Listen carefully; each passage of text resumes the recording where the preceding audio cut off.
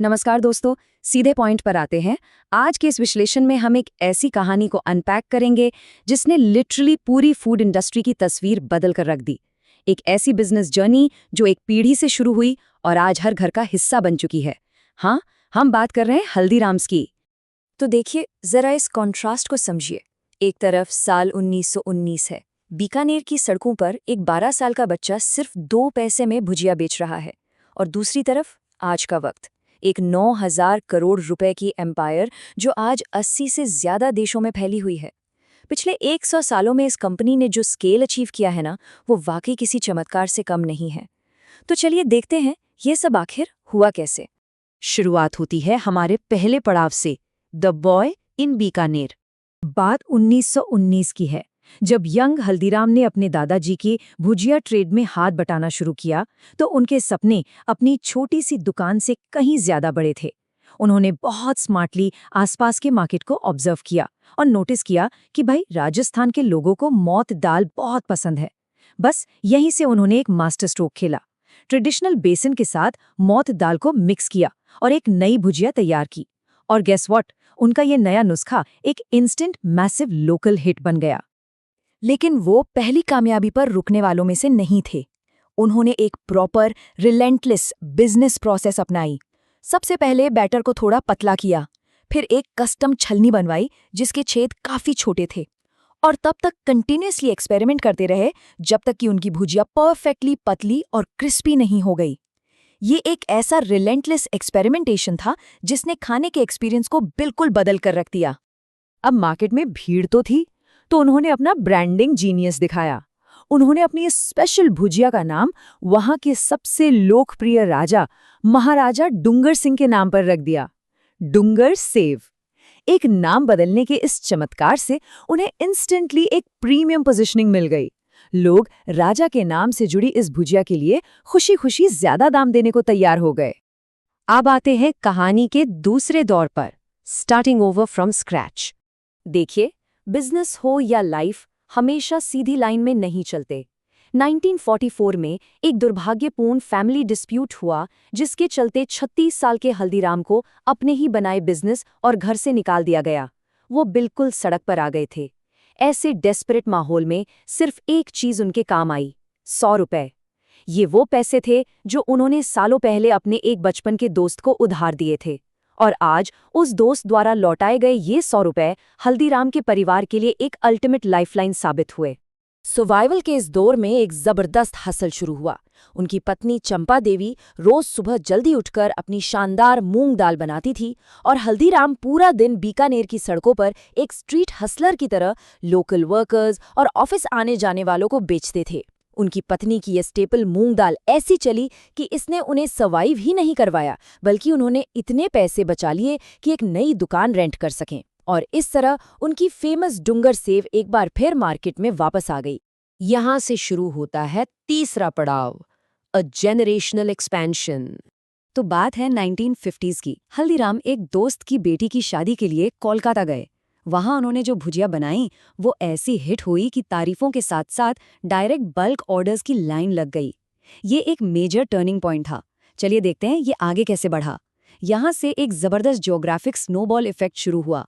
1955 में उन्होंने अपना बेटा और पोता भेजकर कोलकाता ब्रांच खोली। वहां से 1968 में नागपुर तक पहुंचे, और फिर 1982 आते आते वो नेशनल कैपिटल दिल्ली तक एंटर कर गए। ये साफ दिखाता है कि कैसे अगली जनरेशन ने इस बिजनेस को कंप्लीटली नए स्केल पर लाकर खड़ा कर दिया। नागपुर में एंटर करने पर हल्दीराम के पोते शिवकिशन ने एक बड़ी ब्रिलियंट स्ट्रैटेजी लगाई।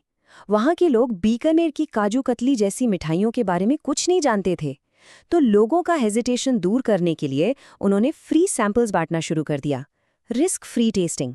एक बार लोगों ने टेस्ट किया तो वो बिल्कुल दीवाने हो गए, और इस फ्री सैम्पलिंग सक्सेस का फायदा उठाकर उन्होंने मलाई लड्डू और रसमलाई जैसी मिठाइयां भी स्मूथली अपसेल करनी शुरू कर दी। और ये बड़ी दिलचस्प बात है कि नागपुर में अपना रेस्टोरेंट खोलते वक्त उन्होंने एक और कमाल का पिवट किया।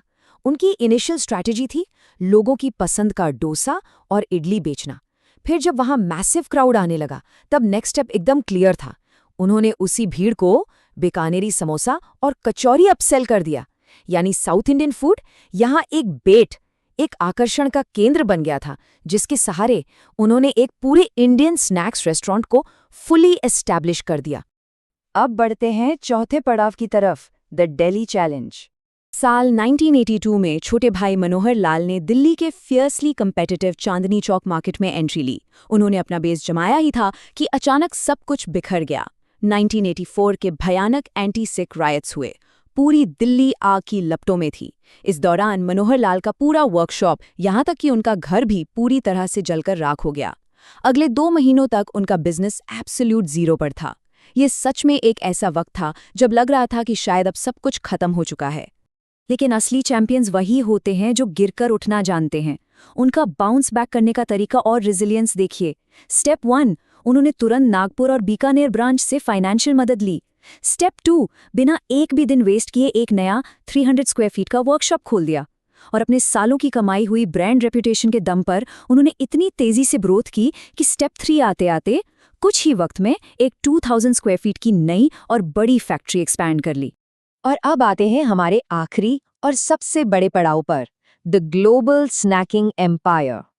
1990s में जब भारत में लिबरलाइजेशन का दौर आया तो मार्केट ग्लोबली खुल गया। अब उनके सामने थे पेप्सिको और केलॉग्स जैसे मैसिव फॉरेन ब्रांड्स। पर ऐसे में एक क्रिटिकल सवाल उठा, कोई भी ट्रेडिशनल इंडियन स्नैक्स को लॉन्ग शेल्फ लाइफ पैकेजिंग में क्यों नहीं बेच रहा था? फॉरेन ब्रांड्स वेस्टर्न फूड बेच रहे थे, पर ट्रेडिशनल स्नैक्स के लिए ये एक मैसिव, कंप्लीटली अनएक्सप्लॉइटेड मार्केट गैप था। और हल्दीराम्स ने एग्जैक्टली इसी गैप को पहचान लिया था। So the crucial point is कि उन्होंने इस गैप को एक मास्टर स्ट्रोक से भरा। उन्होंने बीकानेरी भुजिया को नाइट्रोजन पैकेजिंग में डाल दिया, जिससे उसकी शेल्फ लाइफ कुछ दिनों से बढ़कर महीनों तक हो गई। हर जेब के हिसाब से 5 रुपये से लेकर 200 रुपये तक के स्ट्रेटेजिक पैक साइजेस बनाए। इम्पल्सिव बाइंग यानी अचानक से देखकर खरीदने की इच्छा बढ़ाने के लिए पैकेजिंग में कलर साइकोलॉजी का यूज किया। और देखते ही देखते 100 से ज्यादा डिस्ट्रीब्यूटर्स और लाखों रिटेलर्स के एक मैसिव नेटवर्क ने उन्हें एक रीजनल सेलर से सीधा एक 400 प्रोडक्ट वाले ग्लोबल पावर हाउस में तब्दील कर दिया। आप जानते हैं, 100 साल का यह सफर एक सिंपल सी फिलॉसफी पर टिका है। अगर आप कस्टमर्स को खुश रखते हैं, लगातार नए प्रोडक्ट्स में इनोवेशन करते हैं और वक्त के हिसाब से खुद को बदलते हैं, तो कोई भी बड़ा बिजनेस बनाया जा सकता है, चाहे शुरुआत कितनी भी छोटी क्यों ना हो। 2 पैसे की भुजिया से शुरू हुआ सफर आज एक 9000 करोड़ का एम्पायर इसलिए बन पाया क्योंकि उन्होंने कंसिस्टेंटली हर दिन बेहतर डिसीजंस लिए और वक्त की नस को पहचाना। तो आखिर में अपने आप से एक बड़ा जरूरी सवाल पूछिए, आज आपकी ऐसी कौन सी छोटी डेली हैबिट या प्रॉब्लम सॉल्विंग अप्रोच है जो आने वाले कल में किसी नए 9000 करोड़ के एम्पायर का ठोस फाउंडेशन बन सकती है? थोड़ा सोचिए इस बारे में। उम्मीद है इस विश्लेषण ने आप सबको इंस्पायर जरूर किया होगा। अच्छा लगा हो तो इस सीख को अपनी लाइफ में अप्लाई जरूर कीजिएगा।